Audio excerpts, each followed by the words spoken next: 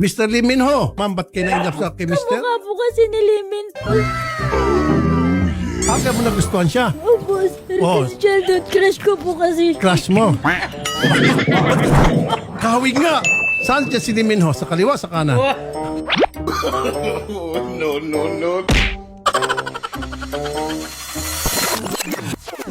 Ah, okay. Sino si Lee Min Ho? Korean actor, sir. Ah, yan. Oh, medyo konti. Oh. Kaya mo nagustuhan siya? Opo, sir. Oh. Kasi childhood crush ko po kasi. Crush mo, si Lee Min Ho.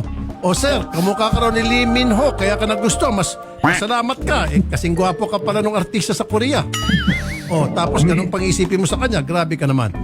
O, kung kamukha siya ni Lee Min Ho, ikaw ma'am, sino kamukha niya? Si Rosie ng Blackpink.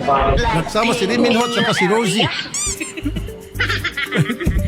Bakit niya po nasabi na hindi niya anak yung 3 years old baby niyo? Hindi na po niya kasi nakita po nung nasa ospital po ako na habang nanganganak po ako. Hindi siya pumunta? Hindi po. So nung nagbuntis ka, 9 months, siyempre 9 months ibubuntis, never siyang nagpakita sa inyo? Nung buntis po ako, nandun po ako sa puder niya po. Tapos nung nanganak ka, wala hindi na. siya sumipot? Hindi na po. Oh, bakit daw? Busy daw po sa trabaho. Tapos pagod daw po siya kakabuhat ng asukal. Bukod pa sa busy siya, meron pa siguro malalim dahilan kung bakit. Ano po, naudyukan po siya ng mga pinsan niya po. Na? Kung ano-ano pong sinasabi sa kanya na hindi daw po niya anak yung bata. At bakit daw po? Kung, yun po yung dahilan po eh. Na hindi ko Okay, nasabi niyo po sa aming research na kayo po'y physical therapist. Apo. Nagdududa tong si kinakasama, meron kang mga minamasahe doon na Tama po. ng mga kliyente Opo. na yun ang maring ama ng Apo. baby. Opo. Okay. Pero tinatanggi niyo po, of course. Opo. Wala po akong sinasabi na nagdududa po na ganyan-ganyan po ang trabaho niya. Ngayon po, ang sinasabi ko lang po, kaya po nga gusto ko na mapatunayan sa DNA test po. Kasi nga po, Sir Rafi, tuwing hihingi po ako sa kanya ng picture ng bata, Sir, iba-ibang tsura ng bata, iba-iba po ng mukha ng bata, Sir. Sino po maniniwala naman sa ganon? Pinapakita niya sa iyo mukha ng iba-ibang bata. Opo, opo. Ma'am, payag kayo pa-DNA-test natin. Opo, sir. Confident naman po ako, sir. Kaya po ako dumulog po dito na gusto ko pong Okay. pa-DNA po. Sa pagdududa mo, sobrang nasaktan po ako sa ginawa mo kasi magkasama tayo nung nagbubuntis ako. Ayaw mo na nga akong palabasin noon na kaya sabi mo sa bahay lang ako. Nagpapasama ako sa'yo nung buntis ako para magpa-check up pero ayaw mo akong samahan. Ma'am, ang DNA test ay result after 2 weeks po yan. Doon tayo magkaalamanan. Pero ngayon pa lamang, ma'am, kung talagang kayo ay sigurado, ituloy natin. Pero kung hindi kayo sigurado, kasi ma'am, i-on air natin to, baka magkaroon ng sigurado po, sir. magkahiyaan. Sigurado po, sir, para matapos na po. Mr. Lee Min Ho, Sir, syempre, ikaw yung isasalang sa DNA test dahil isa-swap ka. O, kita mo, sobrang in love sa'yo si Mrs., si ma'am. Kasi kamukha ka nung Koreano si Lee Min Ho. last February 7 po, yan po si Indira, nagpunta po ng CSWD po, munisipyo ng Binyan. Oh, Ngayon po, may tinan-over siyang bata. ma'am, sino yung totoo ba yun? May Wala tinurnover po ka ng ako bata? tinurnover, sir. Oh, gumagawa ka ng istorya, sir. Eh. Wala naman daw pala siyang tinurnover na bata sa DSWD. Punta po ako ng CSWC. Gawa po kasi nang gusto ko po siya makausap. Makaharap po siya ng maayos. Miss Bimay Bisimar, totoo ba na meron tinurnover sa iyo na baby itong si Indira de La Peña? Sir, wala po. Wala po kaming nakikitang baby. Wala. Sabi kasi ni Sir Arnold, tinawagan niyo raw siya at para sabihin sa kanya na may turnover yung kanyang kinakasama na baby sa inyo.